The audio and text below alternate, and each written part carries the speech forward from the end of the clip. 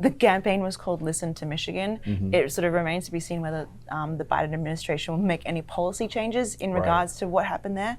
But, and these advocates are sort of saying that they are continuing to, they might not even come home in November to the Democratic Party. So it's something that they're going to have to grapple with in the 8 months before people cast general election votes. Welcome to Reporter's Notebook, where we talk to the Washington Examiner's top journalists about the stories breaking on their beats.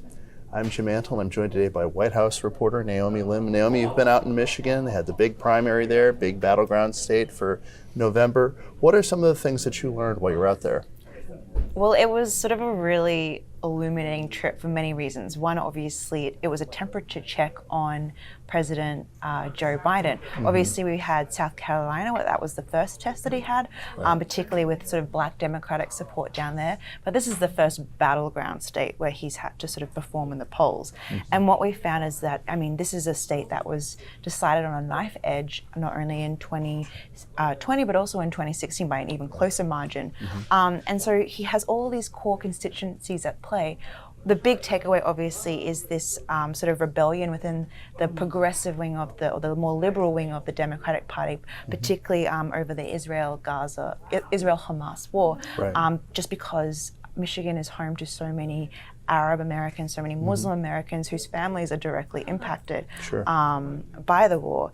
This is like a really delicate subject because it sort of also really touches the Jewish community as well, which is another sort of important constituency of the Democrats. And so it's this sort of balancing act that he's had to play, and that was something that we saw.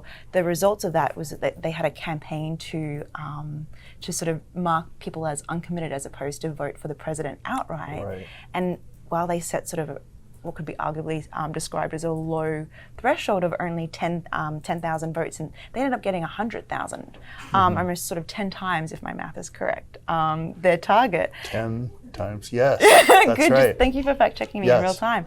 And I think that is like demonstrable of what how that community is feeling. The campaign was called Listen to Michigan.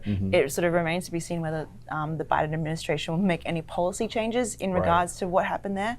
But and these advocates are sort of saying that they are continuing to they might not even come home in November to the Democratic Party. So it's something that they're going to have to grapple with in the 8 months before people cast general election votes.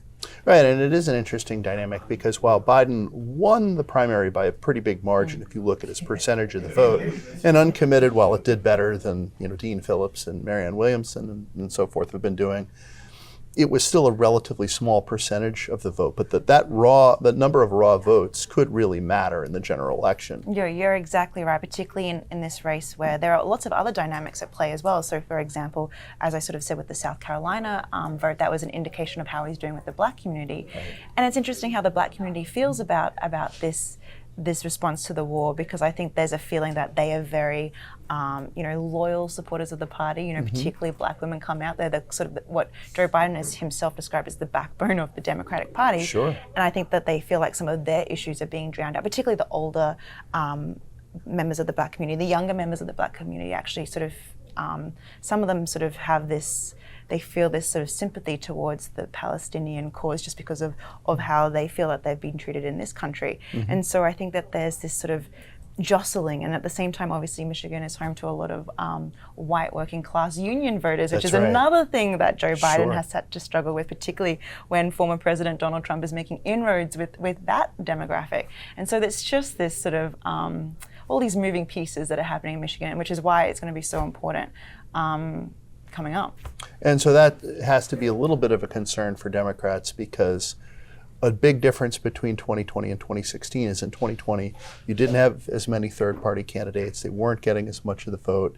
You didn't seem to have the same sort of antipathy and disinterest from Arab American voters.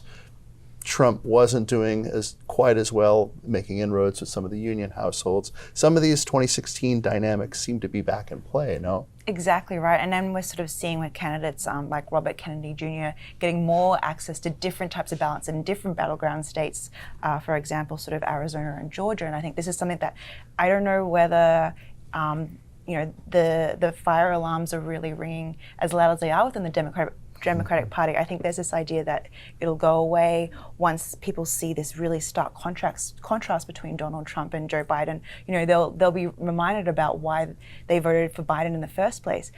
I just, you know, there's this talk about how, you know, they're like Robert Kennedy Jr. is obviously one third party, but another sort of dynamic is people might not just turn out at all because they sort of say, you know, these candidates, they were the same as last time.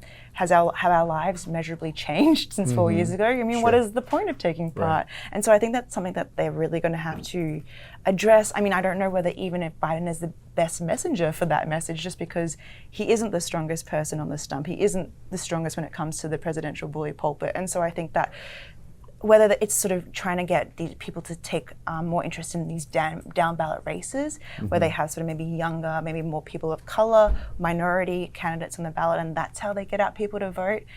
We'll just have to see. It'll be an interesting dynamic. Thank you, Naomi. You can read Naomi and the rest of our political team's coverage at WashingtonExaminer.com.